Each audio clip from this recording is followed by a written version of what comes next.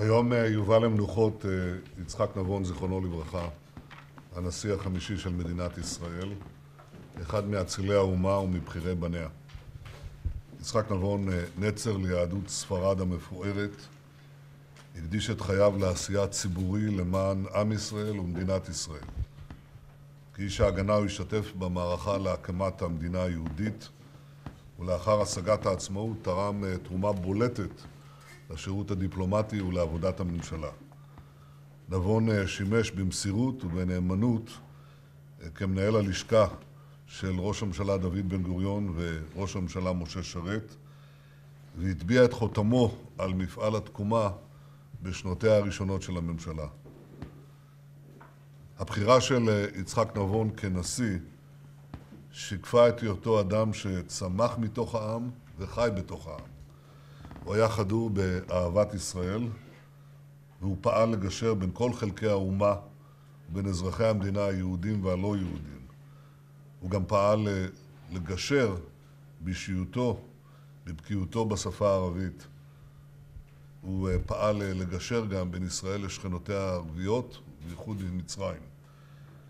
מורשת ישראל הייתה נר לרגליו כנשיא, בראש ובראשונה מורשת יהדות ספרד, והוא פעל לקדם את ההכרה במורשת זאת בקרב כל חלקי העם, בהיותו סגן ראש ממשלה, שר חינוך ותרבות, וכמובן כנשיא המדינה. אני אזכור תמיד את צחות הלשון העברית שהייתה שגורה בפיו, אהבת ירושלים שהייתה טבועה עמוק בליבו, זו העיר שבה גדל ובה חי, וספר הספרים שאליו היה מחובר בכל נימי נפשו.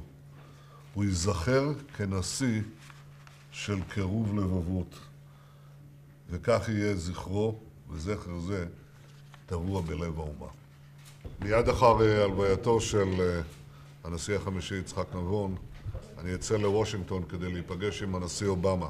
השיחה עם הנשיא תיסוב על האירועים האחרונים במזרח התיכון, לרבות בסוריה, התקדמות אפשרית עם הפלסטינים, או לפחות ייצוב המצב מולם, וכמובן חיזוק ביטחונה של מדינת ישראל, דבר שארצות הברית מחויבת לו תמיד, ותוך שמירה על היתרון האיכותי של מדינת ישראל מול מזרח תיכון משתנה ומאזן כוחות משתנה.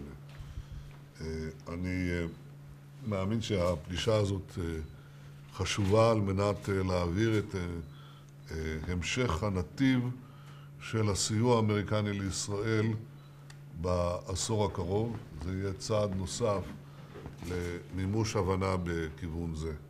בנוסף אני אפגש עם הקהילות היהודיות בארצות הברית, בכנס השנתי שלהם, ועם גורמים רבים אחרים בציבוריות האמריקנית. תודה רבה.